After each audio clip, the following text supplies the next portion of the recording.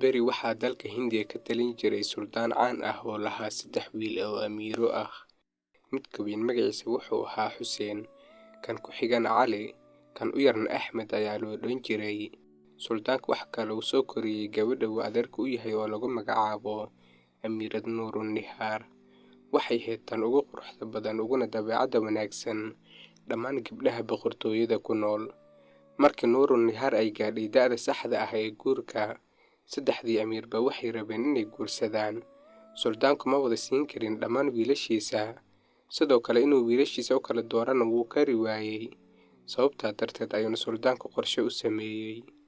Waad ogtihiin inaan jeclahay wax kasta oo naadir ah oo gaar ah, ayuu suldaanku ku yidhi wiilashiisii. Dhammaantiin waxaan idin diri doonaa dhulal fog. Kii guriga la yimaada waxa ugu qaalisan ee aan la heli karin wuxuu guursan doonaa Nuurun Nihaar. Amiir Xuseen, wiilka ugu weyn, wuxuu u baxay boqortooyada Bisnagar.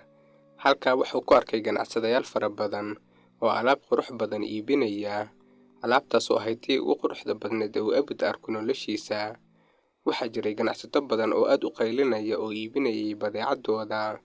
Waxaa jiray ganacsade kale oo isku dayayay inuu roog yar ku iibiyo 40 shilin oo dahab ah. Xuseen markuu arkay, wuxuu ganacsadihii ku yidhi, maxaad u weydiisanaysaa lacag intaa le'eg adigoo iibinaya roogana iska yar? Ma aha waxaad u malaynayso, ayuu ganacsadihii ugu jawaabay amiirkii. Roogani wuxuu kugu geynayaa meel kastoo aad rabto inaad aado ilbiriqsiyo gudahood. Taasi waxay noqon doontaa mid cajiib ah, ayuu yidhi Xuseen. Haddii taasi run tahay, markaa taasi waxay la macno tahay inaan helay wax ugu gaarka ah uguna qiimaha badan aan qiyaasi karo. Laakiin sidaan ku ogaadaa inaadan i khiyaanayn?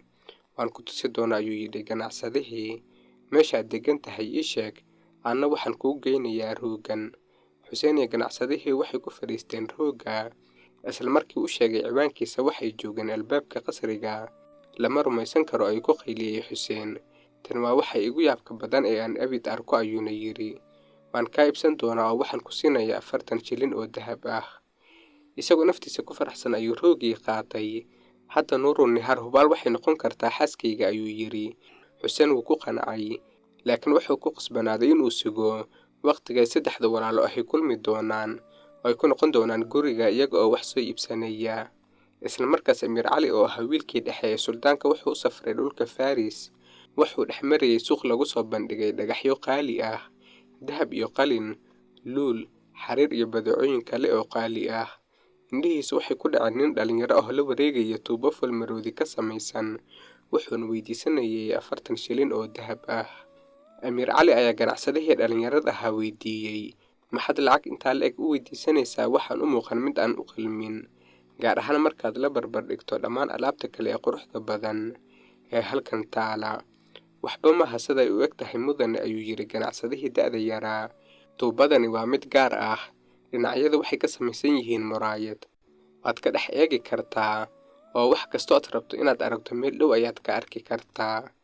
Amiir Cali wuxuu mooday in lagu ciyaarayo, balse ganacsadihii da'da yaraa wuxuu siiyey tuubadii foolka maroodiga laga sameeyey si uu wax kaga daawado muraayadda tuubada. Amiir Cali wuxuu ku fikiray aabihiisa ama suldaanka, wuxuuna muraayadda ka dhex arkay isagoo carshigiisa ku fadhiya. Intaa kadib wuxuu ku fikiray gabadhii uu jeclaa ee Nuurun Nihaar. Wuxuu arkay iyadoo la qoslaysa asxaabteeda. Wuxuu ku farxay araggeeda, wuuna hubay inuu guursan doono markuu aabihii arko wax gaarka ah uu keenay. Inta in lag ayaad tuubada ku rabtaa? Ayuu weydiiyey ganacsadihii dhalinyarada ahaa. Ganacsadihii wuxuu ku yidhi, 40 shilin oo dahab ah ku soo iibi, ayuu igu yidhi sayidkayga. Amiir Cali wuxuu lacag siiyey ganacsadihii da'da yaraa, wuxuuna qaaday tuubadii foolka maroodiga laga sameeyey.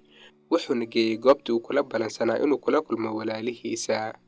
Amiirkii ugu yaraa Axmed wuxuu qaaday waddada Samarkand. Bakhaar weyn ayuu ka helay nin ganacsade ah oo gacanta ku sita tufaax caag ka samaysan.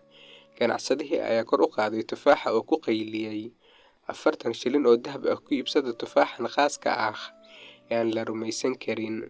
Amiirkii yaraa ayaa qosol bilaabay, oo ganacsadihii ku yidhi, maxaad u weydiisanaysaa qiimo aan macquul ahayn adiga oo keliya haya tufaaxan caaga ah? Hagaag mudane, kani maaha tufaax caag ah oo keliya, ayuu ninkii ku jawaabay. Tufaaxani wuxuu leeyahay awood bogsiineed, wuxuuna daweeyaa qof kasta oo buka, oo hadduu ursado tufaaxa wuu caafimaadayaa. sidee ku suurtoobaysaa ayuu yidhi amiirkii. Tufaaxa waxaa sameeyey dhakhtar khabiir ku ah bogsiinta dhammaan noocyada cudurrada xunxun. Dhakhtarkaas wuu dhintay oo ma uu hayn tufaaxa.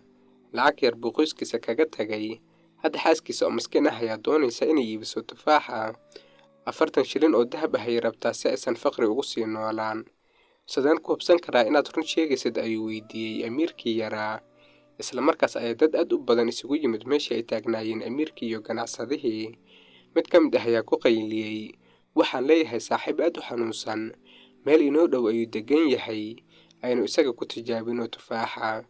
Sidaas ayaana amiirkii u aaday gurigii ninkii aadka u xanuunsanaa.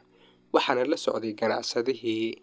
Ganacsadaha ayaa tufaaxa ku qabtay ninka sankiisa. Ninkii si mucjiso ah ayuu u bogsaday. 40 shilin oo dahab ah soo ma ahayn qiimaha ayuu yidhi amiirkii yaraa. Markaas ayuu ninkii ganacsadaha ahaa siiyey 40 shilin isagoo dhoola caddaynaya. Tufaaxan waxaan la wadaagi doonaa amiirada nolosheyda iyo mustaqbalkayga ah ee Nuurun Nihaar. Aad ay nagu farxi doontaa ay si farxad leh naftiisa ugu yidhi. Qofna ma arkin wax ka cajiibsan tufaaxan. Dabadeed waxaa la gaadhay maalinta ay walaalaha ku kulmi lahaayeen goobta ay ku wada balameen. Xuseen wuxuu uga sheekeeyey roogiisa duulaya ee xawaaraha badan ee uu soo iibsaday. Cali wuxuu uga sheekeeyey tayada gaarka ah tuubada maroodiga. Walaalaha ayaa si aad ah u doonay inay tuubada ku eegaan Nuurun Nihaar. Naxdintoodana waxay arkeen Nuurun Nihaar oo sariirta jiifta, aadna u xanuunsanaysa. Axmed wuxuu la soo baxay tufaaxa caaga ah oo walaalihiisa u sheegay hadiyadan gaarka ah. Saddexda walaalaha ah ma aysan ka labalabeen xitaa in yar. Waxay ku fadhiisteen rooga, waxayna si degdeg ah ugu duuleen qolka hurdada ay ku jirtay amiirada. Axmed ayaa sanka ugu qabtay tufaaxa. Kadib intay indhaheeda furtay ayay soo kacday. Waxaad moodaa inay hadda uun ka soo kacday hurdo dheer. Walaalihii waxay uga warmeen socdaalkoodii iyo agabkii gaarka ahaa ay keeneen. Dabadeed waxa u yidhi aabbahood oo ahaa suldaanka. Aad ayuu la dhacay hadiyadaha wiilashiisa. Inkastoo Axmed u maleeyay in hadiyadiisa badbaadisay amiirada, taasina ay ka dhigtay ninka ugu habboon inuu guursado. Haddana suldaanku ma aqbalin. Haddii walaalka Xuseen aanu haysan lahayn rooga, marka halkan kumaad iman lahayn waqtigii loogu talagalay si aad u badbaadiso gabadh aan adeerka u ahay. Cali, haddii aadan haysan lahayn tuubada foolka maroodiga ka samaysan, markaas weligiina ma ogaan lahaydeen siday u xanuunsan tahay. Markaas saddexdiinaba waad mahadsantihiin wiilashayda. Alle ka sokow amiirada idinka ayaa ka badbaadiyey geerida. Hadda suldaanku wuxuu ku qasbanaaday inuu doorto wiilka guursan doono gabadha. Maadaama hadiyadihii ay isku qiimo ahaayeen, waa inuu la yimaadaa wax cusub. Waana tan uu sameeyey. Saddexdiisa wiil mid kastaa wuxuu siiyey qaanso iyo falaar.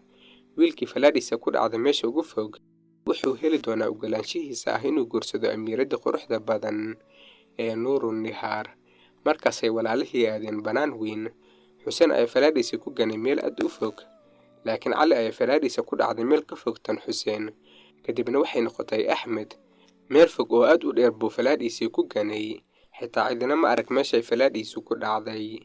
Axmed wuxuu mooday inuu yahay guulayste nasiib badan, laakiin suldaanku ma ogolaan. Suldaanku wuxuu yidhi waa in la raadiyo falaarta si ay caddaymo u noqoto. In badan markay raadiyeen ayay arki waayeen.